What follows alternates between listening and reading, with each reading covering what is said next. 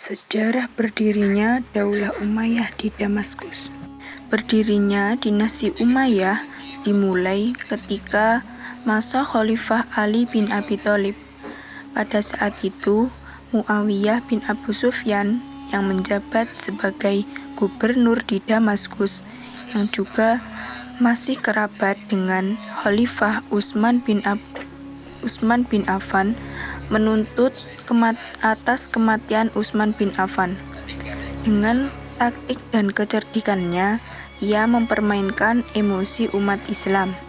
Muawiyah tidak mau menghormati Ali dan juga menyudutkannya dan juga menuntut untuk menyerahkan pembunuh Utsman bin Affan atau menerima status sebagai orang yang bertanggung jawab atas pembunuhan itu, sehingga ia harus diturunkan dari jabatan khalifah.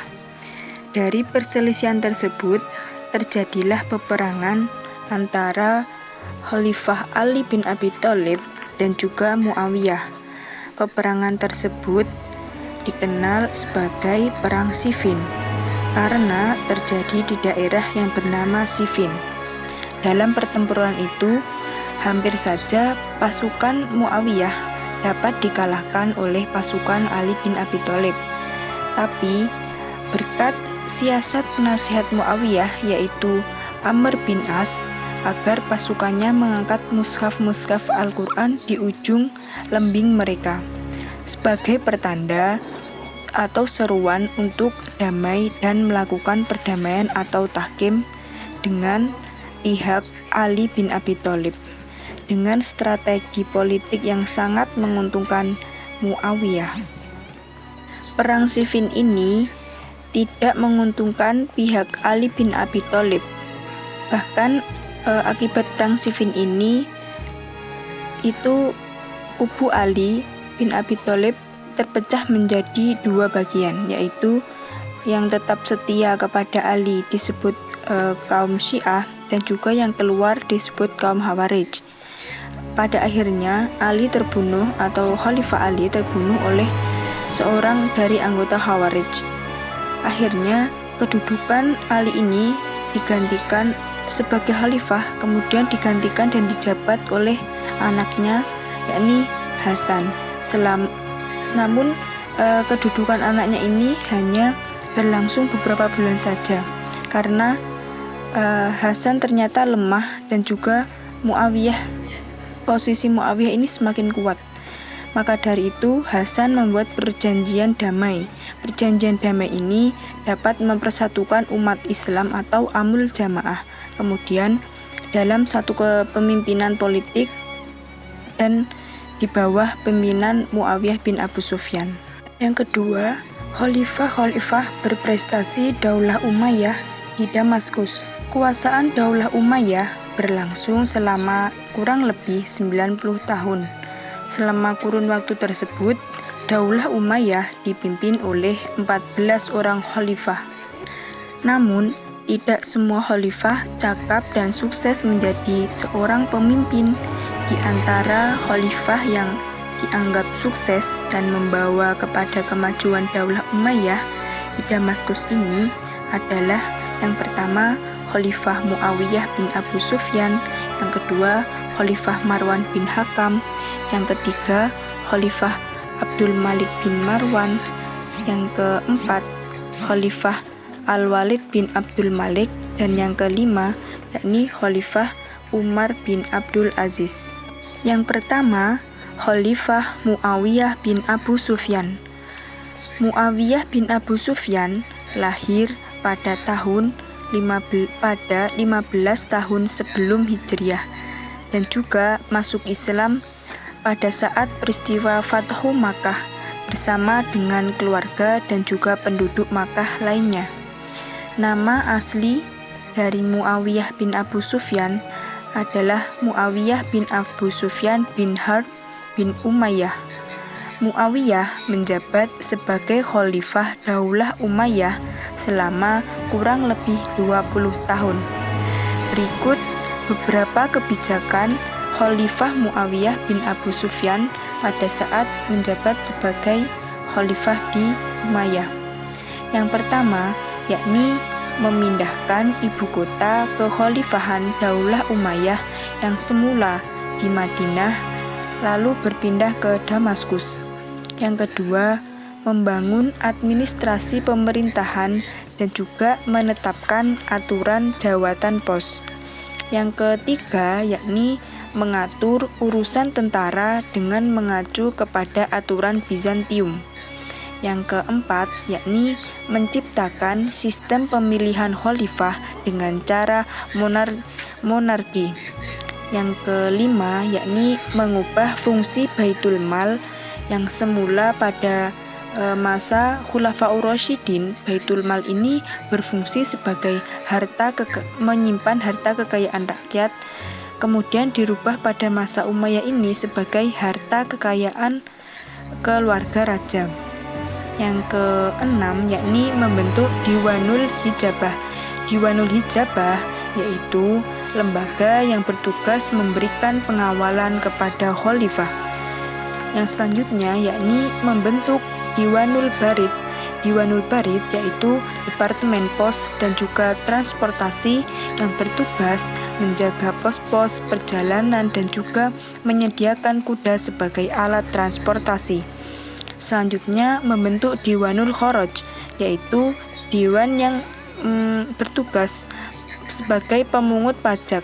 Pajak ini berasal dari berbagai provinsi di wilayah kekuasaan Bani Umayyah yang kemudian dikirim ke pusat Damaskus. Yang kedua, Khalifah Marwan bin Hakam. Khalifah Marwan bin Hakam merupakan khalifah keempat Daulah Umayyah. Ia mengambil alih kekuasaan setelah Muawiyah II menyerahkan jabatannya. Pada masa Khalifah Utsman bin Affan, Khalifah Marwan menjabat sebagai kepala lembaga sekretariat yakni Ad-Dawawin yang memiliki kewenangan yang sangat menentukan dalam setiap keputusan khalifah. Pada masa Khalifah Muawiyah, Khalifah Marwan menjabat sebagai gubernur Madinah.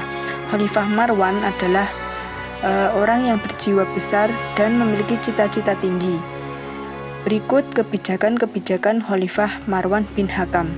Yang pertama, meredam gerakan-gerakan di berbagai wilayah yang menghambat stabilitas pemerintahannya. Yang kedua, mengangkat putranya yakni Abdul Aziz sebagai gubernur Syam. Yang ketiga, mengembalikan kedudukan orang-orang suku di Jazirah Arab ke dalam kekuasaannya.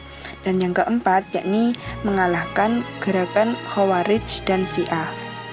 Yang ketiga yaitu Khalifah Malik bin Marwan. Khalifah Abdul Malik bin Marwan mulai menjadi khalifah pada tahun 65 Hijriah di Syam dan juga Mesir. Ia berkuasa dalam rentan waktu 21 tahun. Pada saat Muawiyah menjadi khalifah, Khalifah Abdul Malik ini pernah diangkat sebagai gubernur di Madinah meski saat itu ia masih berusia 16 tahun.